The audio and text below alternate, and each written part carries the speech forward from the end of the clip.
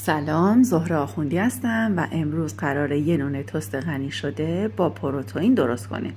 یه نون بسیار خوشمزه، لطیف، خوشبافت که برای لقمه های صبحونه و عصرونه میتونید ازش استفاده کنید. خب بریم با هم درستش کنیم.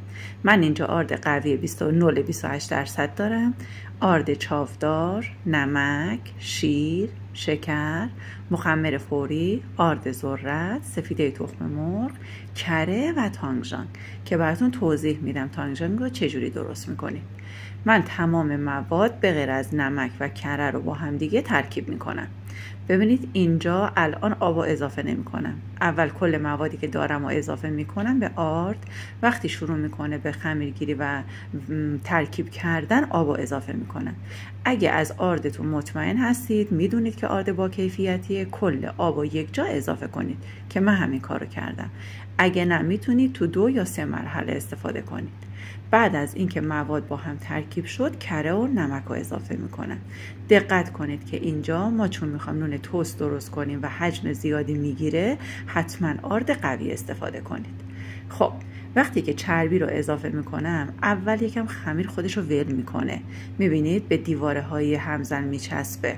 بعد از اینکه کره به جذب خمیر شد میذارم رو دور 2 و ورز میدم تا وقتی که خمیر کامل صاف و یک دست بشه و خمیر همینجور که دیدی سریع همزن به خودش میگیره. حالا توی این مرحله یه آزمون پنجره ازش میگیرم. چرا؟ به خاطر اینکه میخوام مطمئن بشم خمیرم به مرحله رسیده که قدرت نگهداری گازها رو داره و میتونه حداقل 10 سانت ارتفاع بگیره، یعنی حجم پیدا کنه توی پخت و توی استراحت هایی که برای تخمیر نهایی داره انجام میشه. پس خمیر رو دستم رو خیس کردم، خمیر رو از اطراف آروم آروم باز میکنم تا حداقل 10 سانت کشش داشته باشه. این نشون میده که شبکه گلوتنی ساخته شده و ساختار محکمی داره. حالا خمیرم رو چونه گرفتم، میذارم داخل ظرف چرب شده، توی محیط استراحت میدم. بستگی به دمای محیطتون 60 تا 90 دقیقه زمان میبره.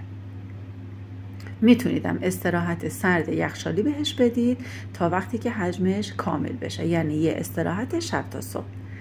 بعد هواگیری کردم و خمیر رو به چند تا قسمت تقسیم کردم.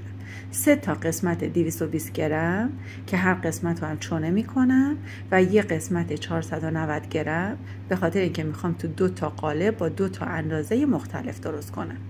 وقتی خمیرامو چونه گرفتم روکش پلاستیکی میندازم، 20 دقیقه استراحت میدم و بعد شروع میکنم به فرم دهی. الان من میخوام چونه ها رو فرم بدم. نگاه کنید، وقتی میخواید خمیر رو باز کنید لازم نیست نازکش کنید. اینجا به ابعاد قالبتونم دقت کنید. خمیر رو از 2 طرف تا میزنم به داخل و بعد رولش میکنم.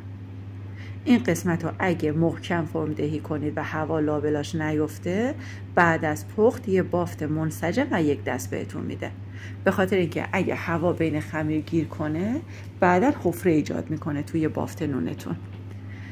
روکش نایلونی میکشم و بعد اون یکی چونه رو هم به همین شکل باز میکنم. چونه 490 گرمی برای قالب کوچیکتر.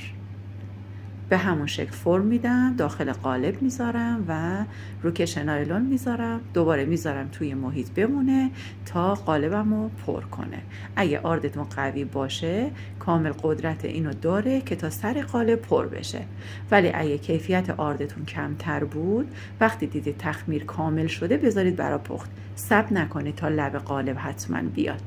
رومال تخم مرغ کامل میزنم و روش رو با دانه ها تزیین میکنم که به ارزش غذایی نونم هم اضافه میکنه.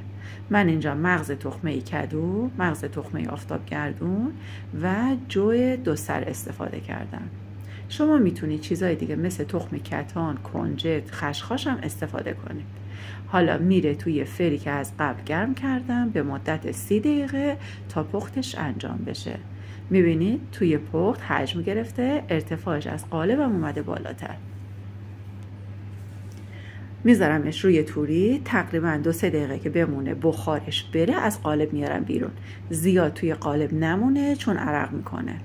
اگه قالب رو مثل من چرب کنید و آرد پاشی کنید به قالبتون نمیچسبه.